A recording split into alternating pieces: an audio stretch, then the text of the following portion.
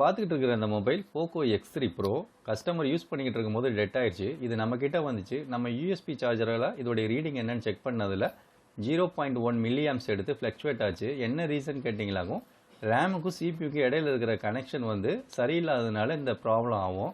So நம்ம இப்போ வந்து ரேமையும் சிபியூவையும் கலட்டி ரீபால் பண்ணி ஃபிக்ஸ் பண்ணிடலாம். ஃபிக்ஸ் பண்ணிட்டமாக இந்த மொபைலோடைய ஃபால்ட் வந்து ஷார்ட் அவுட் ஆயிரும்.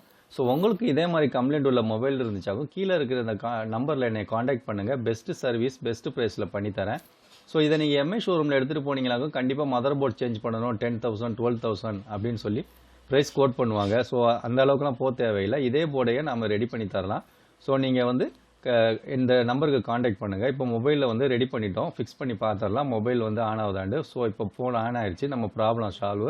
இதே மாதிரி உங்களுக்கு நம்ம சிறப்பாக ரெடி பண்ணி தரலாம்.